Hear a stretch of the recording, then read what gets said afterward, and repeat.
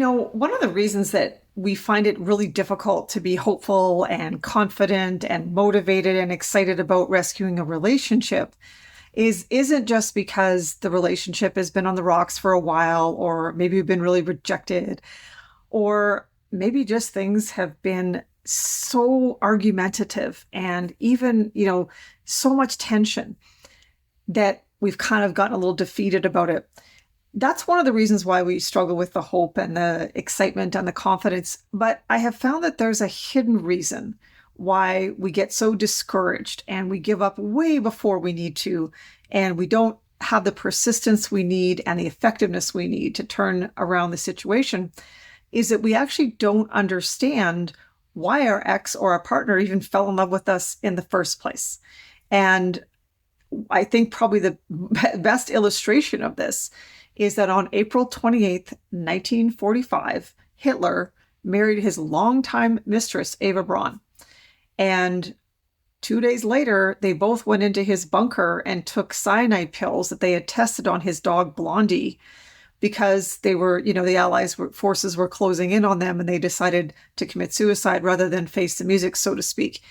And when I read this, I thought, wow, there was a person who loved Hitler enough to do that. She could have become rich and escaped him and wrote her memoirs, but instead she took her own life rather than lose him. Now, let me make this clear. Hitler is undoubtedly the most heinous, the person, if there's one person that we should all reject and hate in the 20th century, it's Hitler. I do not condone Hitler on any level. My point here, though, is that people aren't attracted to us based on how good we are, or what a great personality we have, or how much money we have, or how much success we have, or how good looking we are. Although that's part of the package that you are.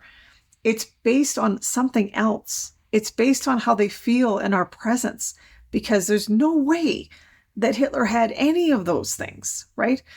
So if you think about it logically, you must ask, well, why was this person attracted to me if it wasn't this entire package that I am? Although that's in the mix, of course. What you really realize is the psychology of romantic love. And what happens is, and this isn't my idea, by the way, this is from Dr. Nathaniel Branden, the pioneer of the modern self-esteem movement. And what Dr. Branden figured out is he figured out that when you meet somebody who gets you, who really sees you for the person that you are, because they notice the same things and they like the same people and they share the same values. What happens is when you meet someone like that, you think, oh, they get me. My whole life, I've got a lot of these negative messages or people just didn't get me. This person gets me. And when that happens, all of a sudden, you feel as though you can leap tall buildings at a single bound because you finally feel visible. You finally feel seen. Somebody who sees that you're the most precious person on earth, the most extraordinary person to them, because you're simpatico. You actually see each other, right? So that psychological visibility, because you're simpatico, allows you to feel wonderful. You forget all the negative messages that you've heard your whole life about yourself. And it's energizing and it's motivating, and you've been in love, so and you've been there. And so if you go back to that experience, you understand that is why your ex fell in love with you, because that's the experience that we call the magic mirror here at The Courage to Win. And it is 10 times more powerful than any love language. And that's what we help our clients understand and recreate. And we help them go back to a time where they were there with their partner. That was the honeymoon period. That was the experience. And you can recreate it now. You don't have to wait. It's not stuck in the past. It's in the here and the now.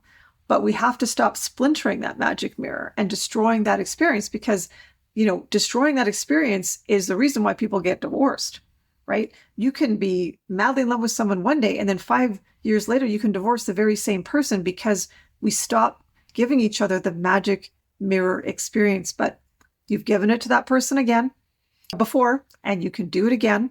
And that's what we do. So stay tuned. We're going to be providing all kinds of tips on how to do this on this YouTube channel. Let me know about any of your questions on how to do this below, and I'll make sure to get you some content on that. and I'll talk to you again soon.